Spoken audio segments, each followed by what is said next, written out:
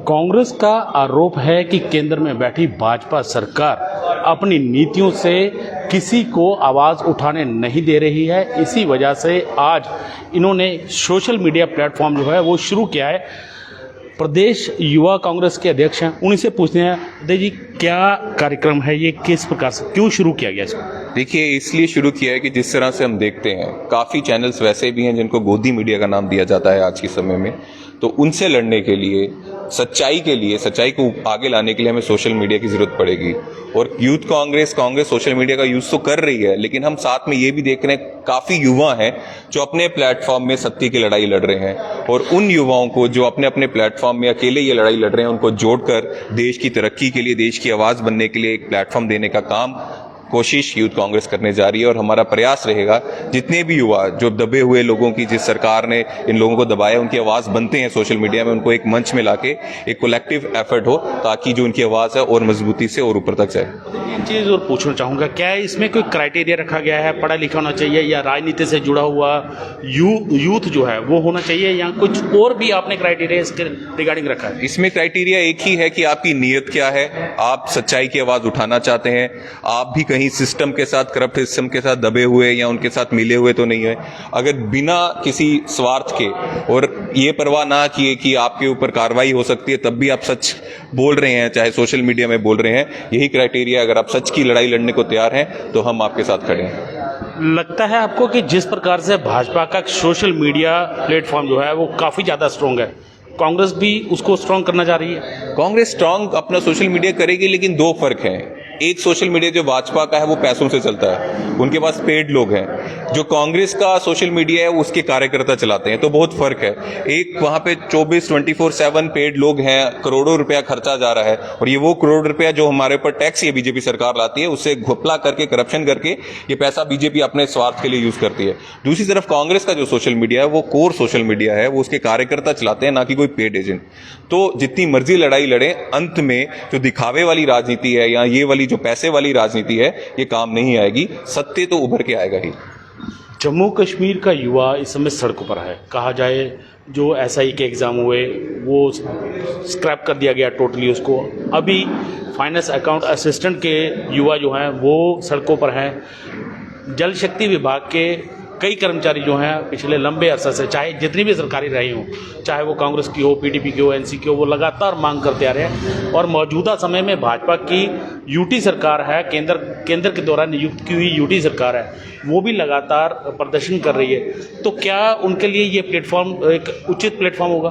उनके लिए तो होगा ही, उनके लिए तो हम आवाज़ भी उठा रहे हैं। जैसे ये लोग हैं फाइनेंस अकाउंट असिस्टेंट जो है, इनसे मैं खुद भी मिला था, इनके साथ तो गलत हो ही रहा है। एक तरफ अगर 900,000 नियुक्तियां हुई हैं, उसमें से 40-50 नियुक्तियां बैकडोर एंट्री हुई हैं पैसे देकर, चाहे वो बीजेपी के नेता के रिश्तेदार होंगे, चाहे जिनके पास काला धन होगा। किसी ने काला धन दिया है, बैकडोर एंट्री की है, और किसी अफसर ने, किसी एडमिनिस्ट्रेशन के इंसान ने पैसा लिया है, और ये चीजें गलत हुई हैं। उसको ठीक ना करने के बजाय पूरी की पूरी जो आप लिस्ट है उसको स्क्रैप कर रहे हैं, तो कम से कम जो 900 या 950 जो बच्चे जो अपनी मेहनत से 3 साल से मेहनत कर रहे थे, उनके साथ आप बेइंसाफी कर रहे हो। आपको चाहिए था जिसने पैसा दिया, जिसने करप्शन की, उसको भी पकड़ो, जिसने पैसा लिया उसको भी पकड़ो, फिर हम मानते कि बीजेपी करप्शन के खिलाफ है। आपने स्क्रैप करके जो गलत काम करने वाले लोग हैं उनको बचा लिया, और जो शरीफ लोग जिन्होंने काम मेहनत से आप इस पोस्ट में पहुंचे, उनका करियर, उनका फ्यूचर जो है वो अंधकार में कर दिया। इस प्लेटफॉर्म पे लाएंगे आप उनको, इस प्लेटफॉर्म में लाएंगे। और मैं ये कहना चाहता हूं कि ये हम पहले भी ला रहे हैं, उनकी आवाज हमने और प्लेटफॉर्म में भी लाई है, इस प्लेटफॉर्म में भी लाई है, मीडिया के पास भी लाई है। लेकिन मैं ये कहना चाहता हूं कि इनकी आवाज तो उठेगी, लेकिन जितने भी दबे कुचे लोग हैं उनको भी हम इस प्लेटफॉर्म में लाएंगे। तो ये तो हमारी प्राथमिकता है ही है। इनकी आवाज तो पहले भी हम खुद इनके पास जाके इनसे बात की है, तो ये तो बिल्कुल लाएंगे। एक चीज़ और पूछना चाहूँगा, केंद्र सरकार आज़ादी के 75वें वर्ष पर अमृत महोत्सव का उत्सव मना रही है, हर घर तिरंगा लहराने की बात की जा रही है। कांग्रेस इसका समर्थन करती है? देखिए, तिरंगा वो है जब कांग्रेसियों ने तब उठाया था, आज़ादी से पहले भी अंग्रेज़ों को बाहर निकालने के लिए तिरंगा कांग्रेसियों ने उठाया था।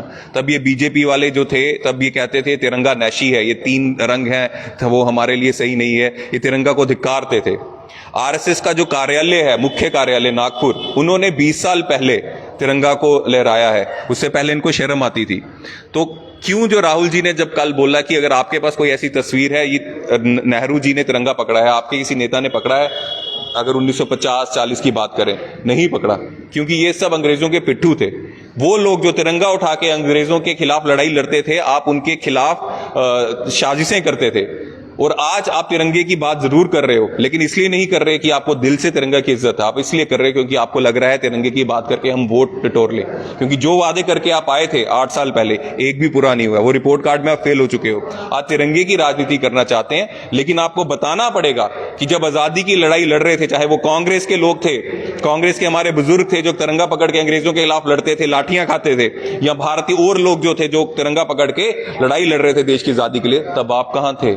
तब आपका आरएसएस कहां था? उसने ऐसी क्या दिक्कत थी आरएसएस को कि 2000 के बाद, मतलब आजादी के 50 साल बाद उन्होंने तिरंगा लगाया, पहले उनको लगाने में शर्म आ रही थी। तो तिरंगा के खिलाफ ये क्यों थे? कश्मीर में तिरंगे को लेकर कुछ पार्टियां, मैं नाम नहीं लेना चाहूँगा, कुछ पार्टियां जो हैं वो लगातार इसका विरोध कर रही हैं, आप किस तरह से देखते हैं? देखिए, तिरंगा हमारे देश की पहचान है, चाहे वो कश्मीर हो चाहे कन्याकुमारी हो, हमें उसमें उतना ही फक्र होगा जितना कन्याकुमारी में तिरंगे लगेगा, जितना कश्मीर में लगेगा।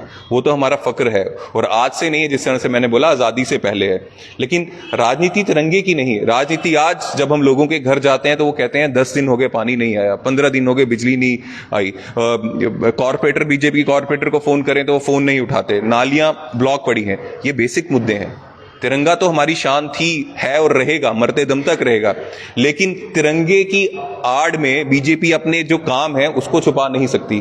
आपको बेसिक काम जिसके लिए वोट दिया है लोगों ने, चाहे वो जम्मू के लोग थे चाहे बाकी देश के लोग थे, आपको उनका काम करने की जरूरत है। तिरंगा तो हमारी शान पहले से थी, जब से आप तिरंगे को निकाल रहे थे, जब से तिरंगे को आप दुकार रहे थे, अपनाया नहीं था कांग्रेस ही, तब से तिरंगे को लेके चल रहे हैं। तो तिरंगा तो शान है ही, लेकिन काम भी कर लो। तिरंगे की जो शान है उसके पीछे अपनी गलतियां मत छुपाओ।